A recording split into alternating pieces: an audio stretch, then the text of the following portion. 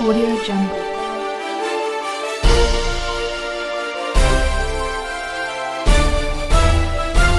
Audio Jungle. Appu ಆಸರೆ ನಿರಾಶ್ರಿತರಿಗಾಗಿ ಅನ್ನದಾಸೋಹ. ಸೇವೆ ನಮ್ಮದು, ಸಹಾಯ ನಿಮ್ಮದು.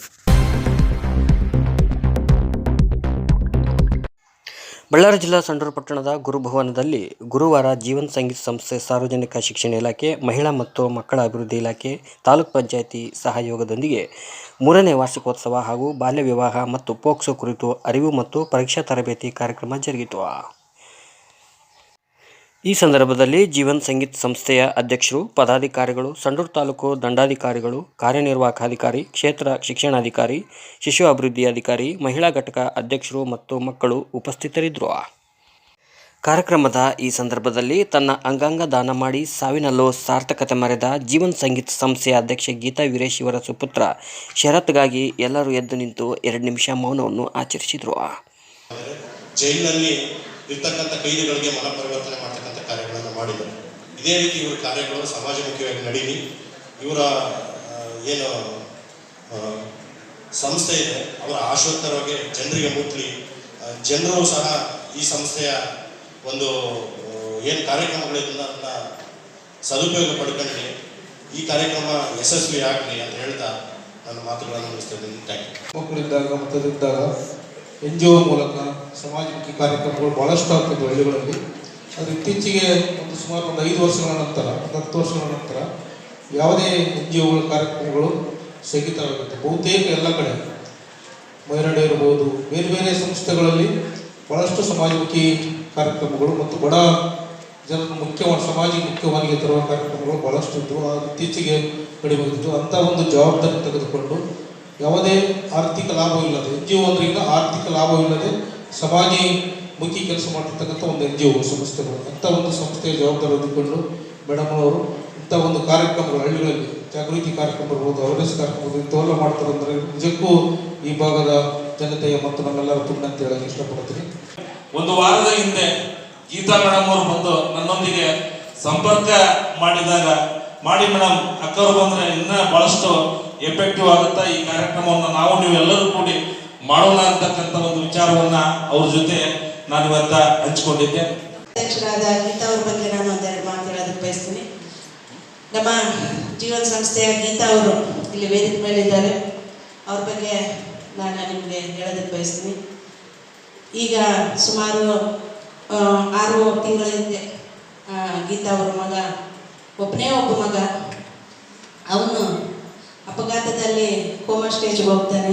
ಕೋಮಾ ಸ್ಟೇಜ್ಗೆ ಹೋದ ನಂತರ ಗೀತಾ ಒಬ್ಬ ತಾಯಿಯಾಗಿ ಅವನೆಲ್ಲ ಸೇವೆಗಳನ್ನು ಮಾಡ್ತಾರೆ. ಎಲ್ಲ ಸೇವೆಗಳನ್ನು ಮಾಡಿದ ನಂತರ ಕೂಡ ಅವನು ಬದುಕುಳಿಯೋದಿಲ್ಲ. ಈಗ 1.5 ತಿಂಗಳಿಂದ 1.5 ತಿಂಗಳಾಯಿತು ಅವ್ರ ಮಗ ತೀರ್ಕೊಂಡು. ಅವನ ಸಾವಿನಲ್ಲೂ ಕೂಡ ಇಬ್ಬರು ದಂಪತಿಗಳು ಅತ್ಯಂತ ಗಟ್ಟಿ ಮನಸ್ಸು ಮಾಡಿ ಅವನ ಅಂಗಾಂಗಗಳನ್ನು ದಾನ ಮಾಡಿದರು. ದಾನ ಮಾಡಿದ ನಂತರ ಕೂಡ ಗೀತಾ ಎಲ್ಲೂ ಕೂಡ ತಮ್ಮ ಧೈರ್ಯವನ್ನು ಕಳ್ಕೊಳ್ಳದೆ ಎದೆಗುಂದಿದೆ.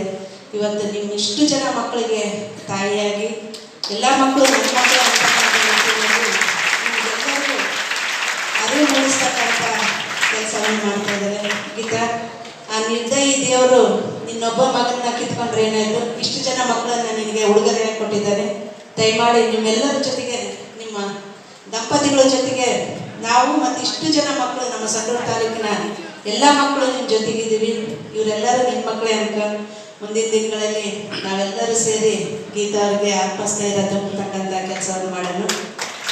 ಹಾಗೆಯೇ ಆ ತಾಯಿಗೆ ಆ ಹೆತ್ತ ಒಡಲ ಉರಿಯನ್ನು ತಂಪಾಗಿಸುವಂಥ ಶಕ್ತಿ ನಿಮ್ಮೆಲ್ಲರ ಮುದ್ದು ಮಾತುಗಳಲ್ಲಿ ಇರುತ್ತೆ. ದಯಮಾಡಿ ಎಲ್ಲ ಮಕ್ಕಳು ಕೂಡ ಮುಂದಿನ ದಿನಗಳಲ್ಲಿ ಗೀತಾ ಅವ್ರನ್ನ ಅಲ್ಲಿ ಅಮ್ಮನನ್ನು ಕಾಣುವಂಥ ಪ್ರಯತ್ನ ಮಾಡೋಣ. ಹಾಗೆಯೇ ಅವರಿಗೂ ಕೂಡ ಗಂಡ ಹೆಂಡತಿ ಇಬ್ಬರಿಗೂ ಆ ದೇವರು ಇನ್ನೂ ಈ ದುಃಖವನ್ನು ಭರಿಸುವಂಥ ಶಕ್ತಿ ಕೊಡಲಿ. ಹಾಗೆಯೇ ಇನ್ನೂ ಹೆಚ್ಚು ಸಕ್ರಿಯವಾಗಿ ಗೀತಾ ಎಲ್ಲ ತಾಲೂಕಿನ ಮಕ್ಕಳು ಮತ್ತು ರಾಜ್ಯಾದ್ಯಂತ ಅವರು ಸಾಕಷ್ಟು ಸಮಾಜಮುಖಿಯಾದ ಕೆಲಸಗಳನ್ನು ಮಾಡ್ತಾ ಇದ್ದಾರೆ. ನೀವೆಲ್ಲರೂ ಏನು ಮಾಡ್ತಾ ಇದ್ದೀರಿ ಅಂದರೆ, ಯಾವುದೋ ಒಬ್ಬ ಸಿನಿಮಾ ನಟರನ್ನ ನಿಮ್ಮ ಮಾದರಿಯಾಗಿ ತಗೊಳ್ತೀರಿ. ಮುಂದಿನ ದಿನಗಳಲ್ಲಿ ಇಂಥ ಮಾದರಿ ಒಬ್ಬ ತಾಯಿಯನ್ನು ನಾವು ಆದರ್ಶವಾಗಿ ತಗೋಬೇಕು. ಹಾಗೆಯೇ ಎಂಥ ಕಠಿಣ ಪರಿಸ್ಥಿತಿಯಲ್ಲಿ ಕೂಡ ನಾವು ಎದುರುಗೊಂಡದೆ ನಮ್ಮ ಒಂದು ಏನು ಜವಾಬ್ದಾರಿ, ಸಾಮಾಜಿಕ ಜವಾಬ್ದಾರಿ ಏನೈತಿ ಅದನ್ನು ನಿಭಾಯಿಸ್ತಕ್ಕಂಥ ತಾಯಂದ್ರ ಮುಂದೆ ನೀವು ಕೂಡ ಆಗಬೇಕು ಅಂತೇಳಿ ನನಗೆ ಬಾಲ್ಯ ವಿವಾಹದ ಬಗ್ಗೆ ಅರಿವು ಮೂಡತಕ್ಕಂಥ ಕಾರ್ಯಕ್ರಮವನ್ನು ಮಾಡ್ತಾ ಇರೋದು ನಿಜಕ್ಕೂ ಕೂಡ ಇದೊಂದು ಅರ್ಥಪೂರ್ಣ ಅಂತ ಹೇಳಬಯಸ್ತೇನೆ.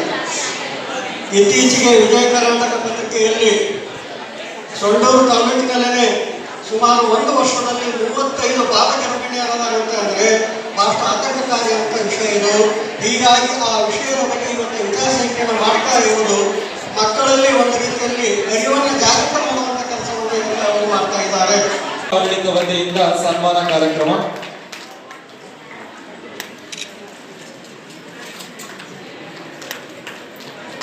ಜೋರಾದ ಚಪ್ಪಾಳೆಯ ಮುಖಾಂತರ ದಂಪತಿಗಳಿಗೆ ಅಭಿನಂದಿಸಬೇಕೆಂದು ವಿನಂತಿಸಿಕೊಳ್ಳುತ್ತಿದ್ದೇನೆ.